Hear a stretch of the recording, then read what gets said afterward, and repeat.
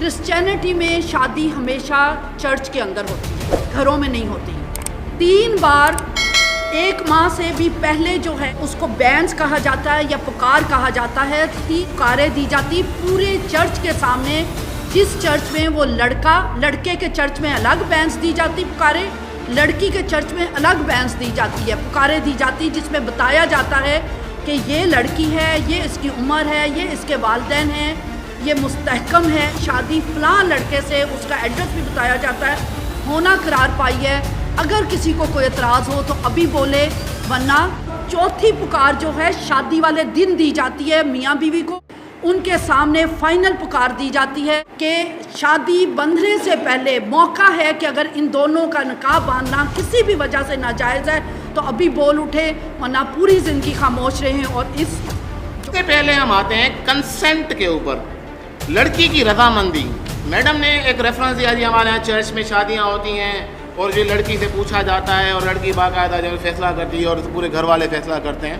یہ بتاتے ہیں اسلام سے، صحیح البخاری 5136، رسول اللہ صلی اللہ علیہ وآلہ وسلم نے فرمایا، حدیث کا مفہوم ہے بیوہ ہو یا کنواری، ان کی اجازت کے بغیر ان کا نکاح نہ کیا جائے۔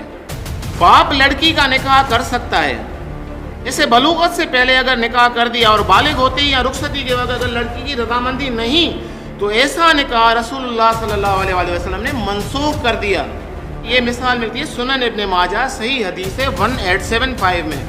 ایک کنواری لڑکی اپنی شکایت کے ساتھ آپ صلی اللہ علیہ وسلم کے پاس آئی، اس کا نکاح رکھنے یا نہ رکھنے کی رسول اللہ صلی اللہ علیہ وسلم نے اس لڑکی کو اختیار دیا۔ تمہاری مرضی، تو کیا چاہتی ہے، جو تو چاہتی ہے ویسے ہی ہوا۔ عورت نہیں کسی مرد کو پسند کرتی۔ ببلیکا انسائکلوپیڈیا والیوم 3 2942 پیج نمبر، قانون کے اندر نہیں کیا گیا لڑکی کے کنسنٹ کی قطعاً ضرورت نہیں ہے شادی کے لیے۔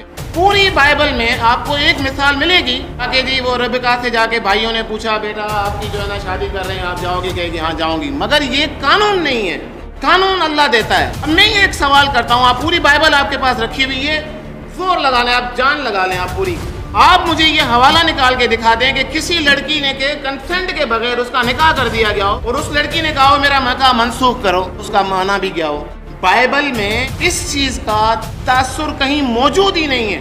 مہر تو ہماری اسلامک لینگویج میں مہر کہتے ہیں، انگلش میں مہر لفظ بھی استعمال ہوا ہے نا، مہر ہوا کرتا تھا۔ یہ میں نہیں کہتا، آپ کی بائبل کہتی ہے، ایک نئی کتاب کہتی۔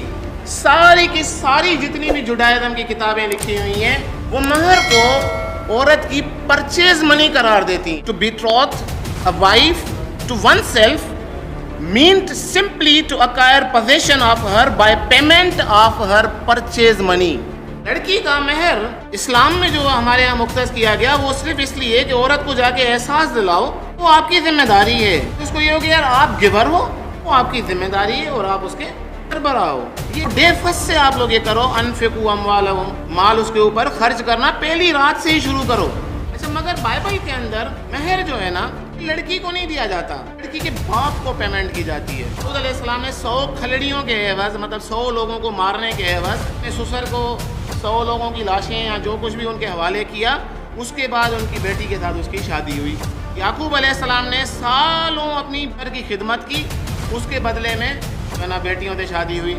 ٹھیک ہے، اسحاق علیہ السلام کی شادی بھی کچھ اسی طرح سے مال کے عوض ہے، باپ کو ادا ہوتی ہے۔ اور باپ کو کیوں ادا ہوتی ہے بھائی؟ ریزن کیا ہے اس کی؟ آپ بتا دیں، آپ ہمیں بتا دیں اس کا کیا ریزن ہے کہ باپ کو دی جاتی ہے۔